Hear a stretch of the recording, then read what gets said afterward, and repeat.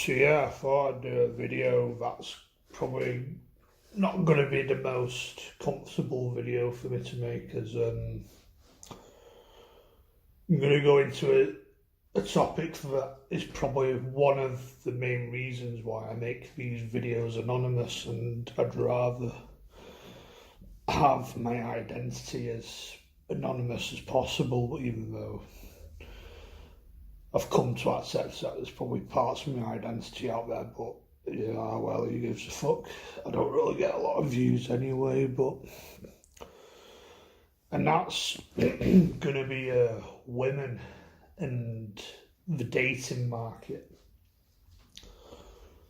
And the reason why I don't really feel that comfortable making this video, but it's something I want to get off my chest, is that when someone who's like me, who struggles to get women, they can't really seem to get a girlfriend and all that, especially when you're male as well, is that it's normalised that you get mocked, you get made fun of, like you have labels branded on you, like words like incel, stuff that I don't associate with. And I don't want to be associated with it because I just don't think I relate to that sort of stuff. I don't really do that sort of stuff because an incel is someone that's chronically online, like they spend the whole life on Reddit and Discord and on these online forums talking to other incels, like-minded people, cult-like-minded people. And some can be quite radical, not all of them, but some of them are quite radical, and I just don't think they have the ability to understand the real world. Like, I think a lot of them are extremely naive. They just don't have a clue how to live in the real world. The whole life's online. They don't know how to socialise because they don't just never had experience, because they live in a world where it's about internet culture and social media, which has ruined that, I think. And I'm going to go into reality TV, but that's probably the women's side of it. And I just think they just don't seem to understand the real world, and I'm not bragging or anything, but I feel like I've probably got more of an understanding of how the world works. Like, I just know a lot of it's a load of bollocks. It's labelling for the sake of labelling. Like, I've made videos about internet culture, online subculture, and I just don't think I operate that way, if you know what I mean. Where I think I've probably got a level of life experience, and I'm probably grown up enough to know and realise that it's just a load of rubbish. But when it comes to dating, I've kind of checked out of the dating market, because, not fully, but I've kind of checked out because I've tried online dating in the past. Like, I've had Tinder, Bumble, and I just think they're crap. Like, it's rigged. Like, I've watched a lot of videos. It seems to work in women's favour more, and men that go on those websites have next to no chance. It's just very difficult. Like, I've even gone as far that I've put it to the test, where I've made a fake account as like a relatively attractive woman, probably a bit too attractive, and within 5 minutes I got more matches than I've ever had. Like, I probably got over 5 matches, and I just deleted it instantly. Whereas doing like a dating profile as myself, I'd probably only be lucky if I got one match a month, and it doesn't go any further than that. It's never gone as far as getting a match, and they just don't respond. So I've kind of checked out of that, to be honest, but not fully, because I'm like, if it happens, if it happens. If it doesn't, I just have to get on with it. I just like to think it's probably nothing of my doing, I guess. It's just how the world works.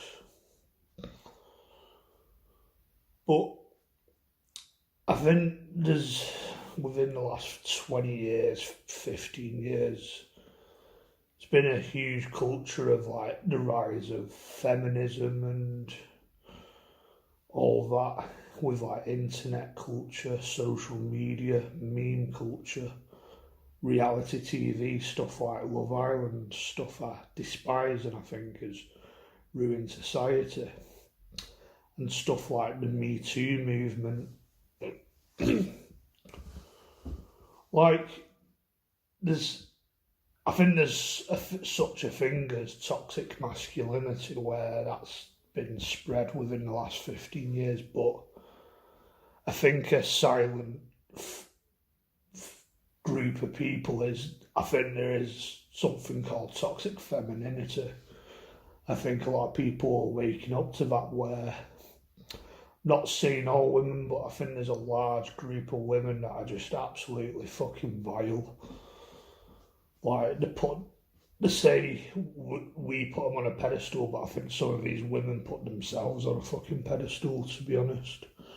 It's like these Love Island types, these reality TV types, people that fucking hang around in like the Trafford Centre and all this shit, just out of touch with reality. Like, thank God I don't think every woman is like that. Like, I think you've actually got some normal, nice women. But I think, unfortunately, the majority of women are just difficult, out of touch. Some are absolutely fucking vile, but I think there's some who are probably not vile, they probably can be quite friendly people, but when it comes to dating and men, they're still very picky.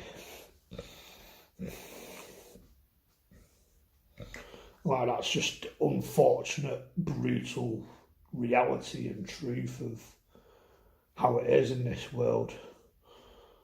Like, I consider myself as someone who's below average in looks. I don't think I'm not that good looking. Sometimes I can think, you know what, I don't look too bad. And that, or I've looked at old pictures, I'm like, do you know what, I weren't a bad looking lad back then. But I consider myself as a bit below average. Like, I'm a bit overweight. I think I'm kind of balding. I think I've got a weird shaped head, but that could easily just me overcomplicating things and thinking the worst and all that shit. As I've seen chubby men that seem to have quite attractive looking women. Like, there's a girl at uni that was actually a pretty attractive woman that's got a chubby boyfriend. But I guess it's about mental health, mental stability with these people, where you just have to, if you're not physically fit, you have to be mentally fit, you're part of a clique. Your mind operates in the way the world functions, in where you work a 9 to 5, then you play rugby on the weekend and drink pints with the lads. That's probably the normie lad that probably seems to get the women. Where someone like me, I've got Aspergers, which is probably a recipe for being single, because people with that, men with Asperger's especially, are seen as the weird kids, the weird people, the creepy weird people, like the freaks of society, because they're the sort of people that play Warhammer on the weekend and fucking, don't know, like the neckbeard types, and there's times where I've probably been borderline neckbeard, if you know what I mean. If you don't know what that is, Google it. But usually people who have got Aspergers, the weird, it's usually the nerdy kids that are a bit socially awkward. They're the Aspergersy types, I guess. Even though people with Aspergers are different and acts differently. But yeah, it is what it is. I just don't feel we're living good times for that at the minute, where if you don't do, so you get mocked, made fun of, branded as this, branded as that. But I'd say you got incels, but you got femcells as well, weird female kids. They seem to have boyfriends, but they're just very toxic. But it's usually weird autistic girls, probably, or bipolar girls that dyed their hair pink, have tattoos, and the woke types probably that are just chronically online. And so I'd say it goes both ways, yin and yang. But I guess men, it's more louder, the more vocalised, as in the last 15 years. To be a straight white male, it's, some people see it as the lowest of the low when it comes to this woke shit, when it comes to woke culture. And that's why I'm not a fan of woke culture and left-wing politics, like modern day left-wing politics. Probably a bit more open to old-fashioned left-wing politics, the sort of stuff our grandparents have fought the war for. But I think with modern day left-wing politics, I think it's absolutely fucking toxic. It's absolutely fucking vile. Like, I've been to university with some of these sort of people, where they go to university, then during that academic bubble where they get pushed certain politics, then they become radicalised. I don't think I've became radicalised and I've followed that sort of shit because I didn't exactly fit into the culture of the university. I just thought I was an outsider. I know this video probably sounds like trying to get people to feel sorry for me, but it's really not about that, because I don't think complaining gets you anywhere in life. It's just something I just feel like I need to get off my chest. Like, I've probably accepted my fate more to a level, but even though it does sadden me a bit, but I've not fully checked out it. If it happens, great. If it doesn't, I don't know. I don't know if it's a me problem, mistakes I've made. Like this, they usually say, oh, get a job, have a shower, go to the gym, put 110% in. But if it was that easy, I would have done it already and succeeded by now. So it's not exactly that straightforward, is it? Because some people make it out that it's a piece of piss to do all that sort of stuff. But I guess some people are just built for that. Nowhere, people are just made differently. That's when it comes to my genetic videos, and people are just genetically different and built differently. Different strengths, different weaknesses. But yeah. So yeah, when it comes to like women and stuff, there's obviously been women I've had an interest in. People, like, there's one girl who I can think of who I went to school with, who I was pretty into, like I was quite into her and all that. Forgot about her for quite a while, but as you may know, I got mentally ill a couple of years ago. And when I got ill, I started to develop an obsession with her, I guess. Like, I think that obsession's died down, but like after I got ill, like there was time I just spent like every day thinking about her. Like I couldn't go without one day without not thinking about her. If you know what I mean, like someone who I used to go to high school with, like I was quite.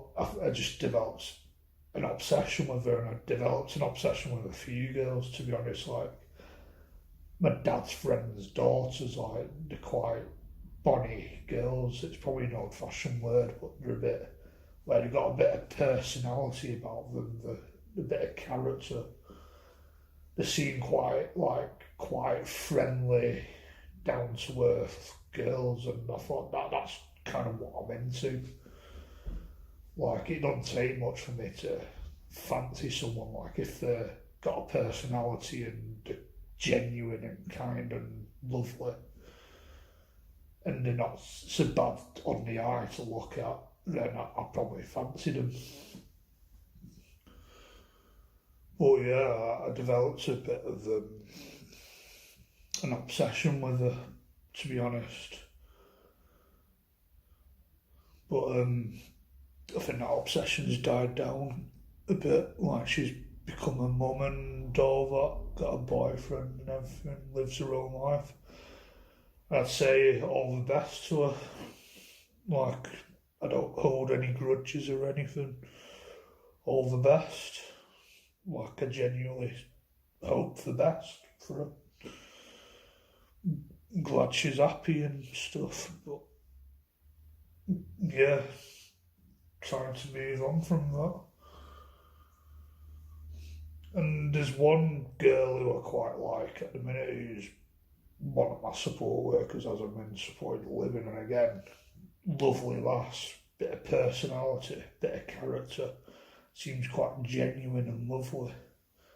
Don't know if it's an act or not, because it could just easily be an act and all that fucking shit. But again, it's something it's probably not going to happen. Like, not bad to look at, quite a good looking lass as well. Again, probably not going to happen because she's my support worker. Like, it's not allowed, which is a bit shit. I think that's why I've one of my major gripes of being in support, I guess, because it's like people have got authority. It's like they're better than you, if you know what I mean.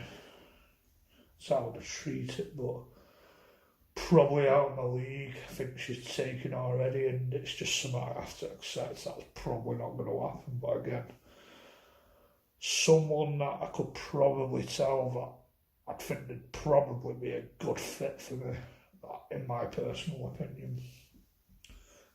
Just someone genuine. Probably lift your spirits up, I guess. Like, I think that's the cure for depression, I guess, probably. But I don't know, I might be a bit deluded with that, arguably.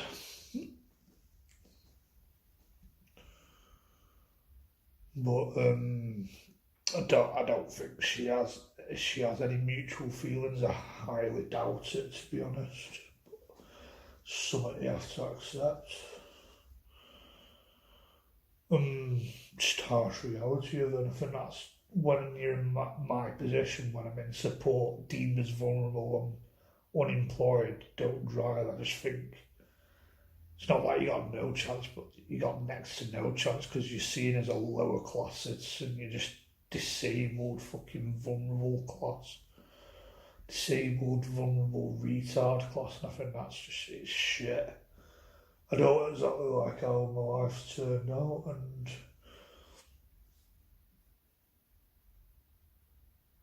I think it's having a life of being deemed as vulnerable, having to have support workers and all that, is quite a miserable lifestyle, in my honest opinion. But that's a topic for another video.